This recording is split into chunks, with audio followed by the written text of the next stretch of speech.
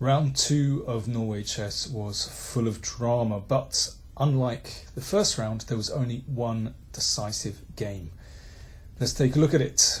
Fabiano Caruana had the white pieces against Magnus Carlsen.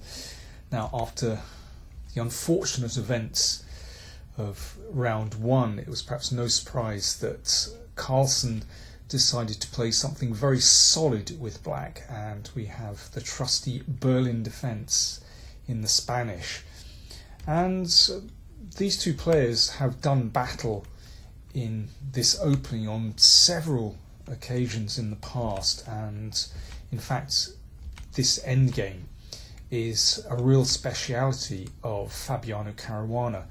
You might recall that in Shamkir last year, Fabiano defeated Magnus in exactly this endgame. And the two players also played in Baden-Baden this year in exactly this endgame, but that one was a draw. All these endgames, they're all slightly different. Black can sometimes play with his pawn on h5, sometimes leaving it on h7, sometimes it's bishop d7, sometimes bishop e7, sometimes playing the knight back here, sometimes leaving it on f5. There are so many different ways for black to play this position. For white, well, also there are differences in strategy. Okay, well, first of all, in Shamkir 2014, Carlsen chose to play bishop d7, and the game went like this, and knight e4, etc. So this is one big choice for white. He can put the bishop on f4 on this diagonal and sometimes try to blast things open with e6, or he can put it on this diagonal. Well, anyway, Carlsen chose not to play bishop d7. He went for knight e7. So the idea is to make room for this bishop, but also sometimes to bring the knight here, sometimes even out on d5 under the right circumstances. So in their game in Baden-Baden, Caruana again developed his bishop to f4. But Magnus, well, was pretty comfortable in that game. So Fabiano played b3 today. So this is the other choice, to put the bishop on the long diagonal. And Fabiano was playing these moves very quickly, as was Magnus. He played bishop f5 here. Knight g6 is a more common move in this position. Maybe Magnus will play that next time. Anyway, bishop f5 was played quickly, and knight d4 also played quickly by Caruana. So the bishop drops back. Well, the bishop is, of course, very effective on this diagonal and potentially quite threatening to white's queenside pawns later on in the game. But it is a time-consuming manoeuvre.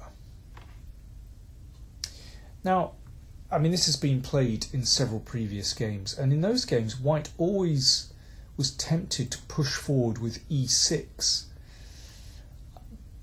And of course this is a tricky move, but it seems as though black is able to deal with this reasonably well. I can understand why white thinks that this could be a correct move, because it exploits the fact that e6 is no longer covered by the bishop, but somehow black seems to be able to develop reasonably well with the bishop on d6, and black's king isn't in so much danger. Caruana played bishop b2. He played this very, very quickly. He'd obviously prepared this line thoroughly. Rook d8 from Carlsen seems reasonable to, well, bring a piece into the game. Now again, e6 is possible. That was played by Judith Polgar, but she only drew against David Howe. Knight e2 very quickly played by Caruana, so he's clearly still in his opening preparation. Knight d5 from Carlsen. Now, that was the first really big reasonable think of the game. He spent 8 minutes over that move. And once again, Caruana desisted from playing e6 and instead very quickly chose c4, pushing the knight from the centre and carrying on with his own plan of redeploying this knight. So this knight goes on this very typical manoeuvre it's perhaps looking to move to h5, just putting a bit of pressure on these two squares. So this is a very typical manoeuvre in this Berlin. Rook g8 from black. Well, we see black's problem in this line, that the rooks are split. So it's not so easy to develop. And now g4 from Caruana. This is the first time that he really had a reasonable think in the game. He spent just over 10 minutes on this move. And I think we can see that he's really starting to make progress on the king side. He's using his kingside pawn majority quite effectively. So later on, of course, you know, in an ideal world, white would like to advance that pawn up the board. But not only that, the pawn on g4 might well support a knight either coming to h5 or perhaps a knight coming to f5.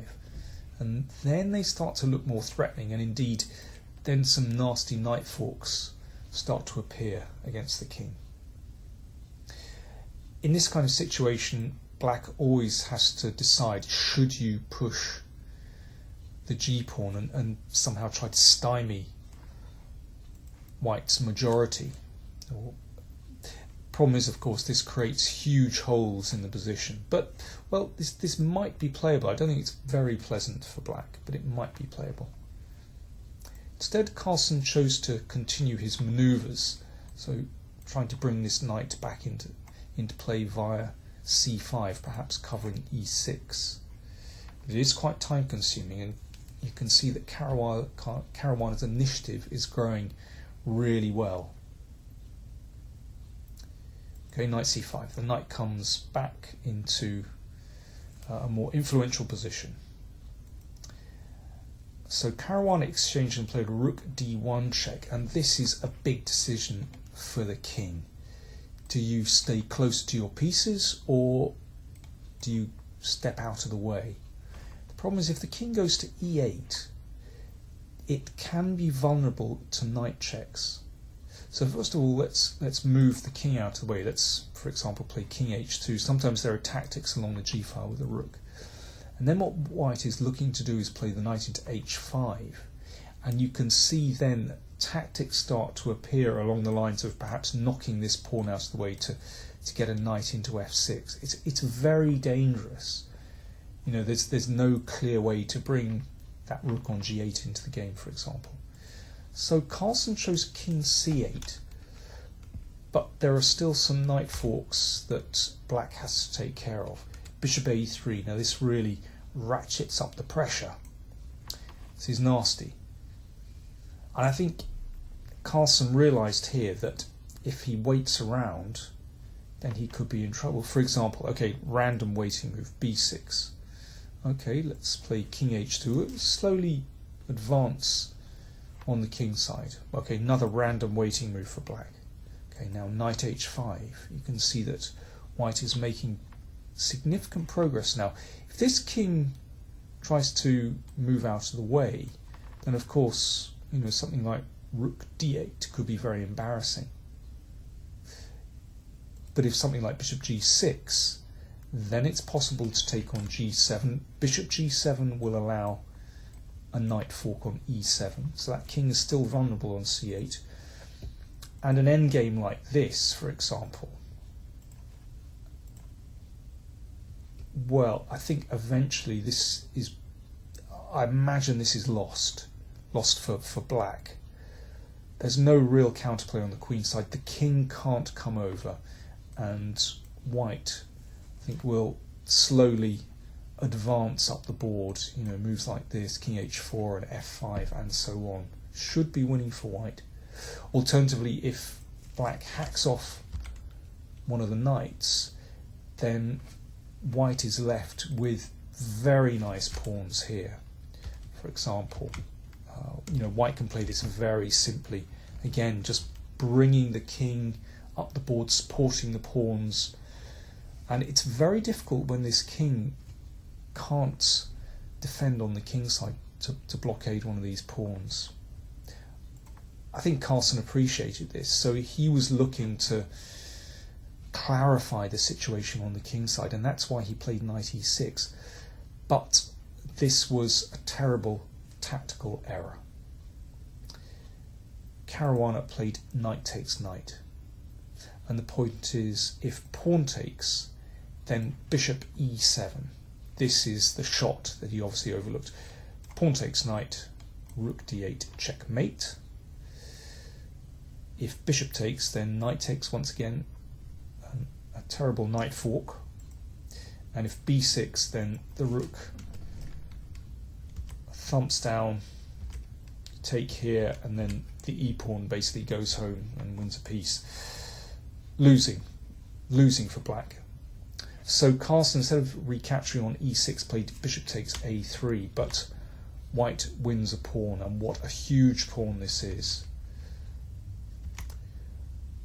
Okay, there are still some difficulties here. Well, one obvious one is if the knight retreats, then bishop takes knight. Remember, there's a pin here. But Caruana's technique here was, well, I would say perfect. First of all, e6. Now, there are problems for black here. If pawn takes, you can play knight takes, and black doesn't have time for bishop takes knight because of rook d8 mate. And again, there are horrible knight forks. Bishop takes knight e7 check. Or if rook takes g7, e7 is the end. So Carlsen played bishop takes knight. So Magnus has got his pawn back. It's actually even material. But this is, to my eyes, a completely winning position for white. Because this knight is stable on the king side, these pawns are split, and the king is very badly placed here. It can't defend on the king side. So Caruana has a very easy task here, and that's just to advance with his king, keeping everything nice and steady.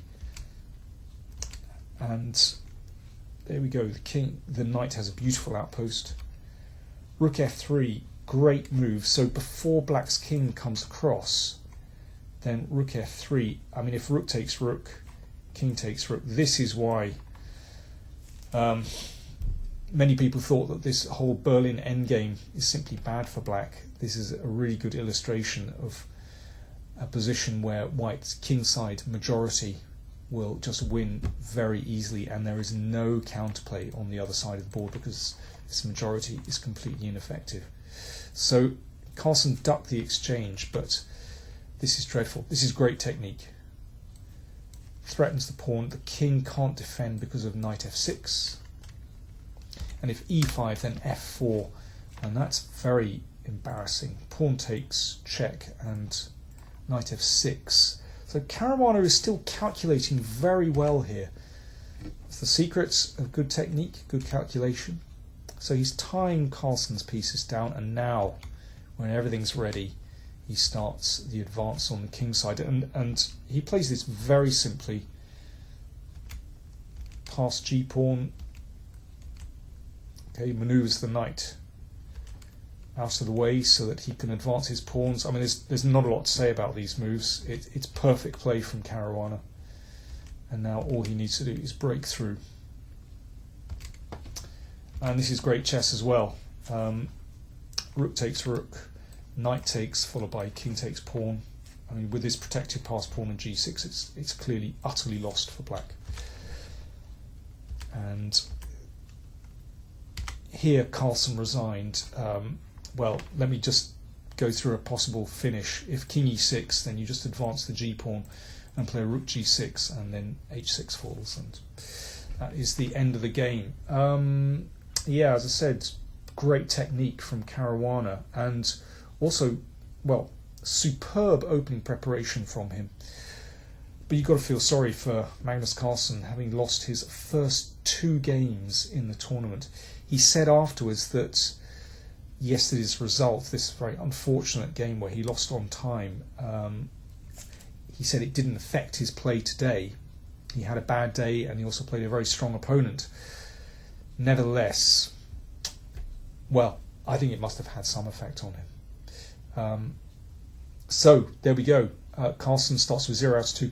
Caruana on 1.5, along with several other players.